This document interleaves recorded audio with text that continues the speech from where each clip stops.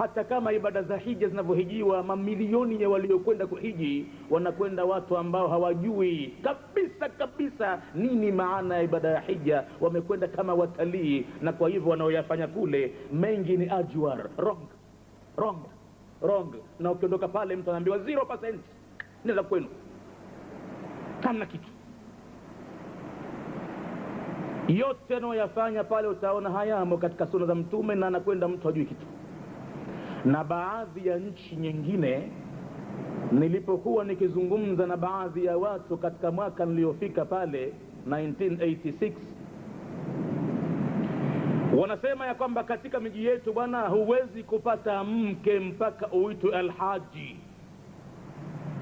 Huwezi kupewa mke, huwezi kuposa pahala kubaliwa mpaka uonyeshe dokumenti zako,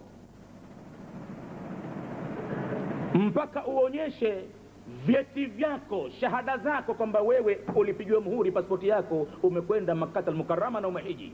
Sasa mpeni mke huyo. Sasa kwa hivyo sisi wengi tunakuja huku tukiwa tunafukuzia tupate wake kuoa. Kwa hivyo tunakuja hapa hatujui chochote. Ala, ndio maana ikawa hivi ndio maana mtu anavua nguo na kuchama mbele za watu milioni, anafanya haja. Na Muislamu katika mambo ya kuvua nguo kaekewa miko mikubwa sana, jambo la kukaa uchi mbele.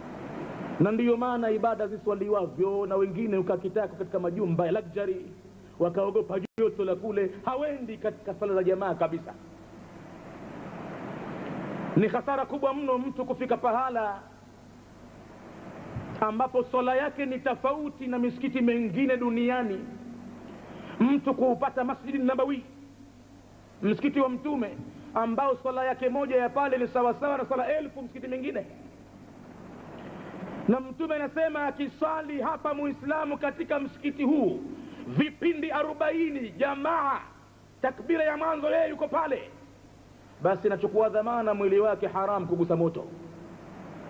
Basi mtu atafika pale, hiyo jamaa haipati katika msikiti ule, tabaki kwenye hoteli ati joto, hawezi kwenda msikitini.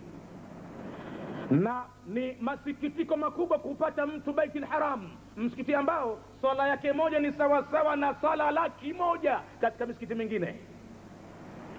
Atafika mtu pale abaki katika nyumba kule luxury, mafeni, mayakandisha na mpepea, anaogopa joto kuja pale, kuteseka kwa siku zile chache ambazo atakuweko pale. Hivi ndivyo tulivyo sisi Waislamu wengi wetu.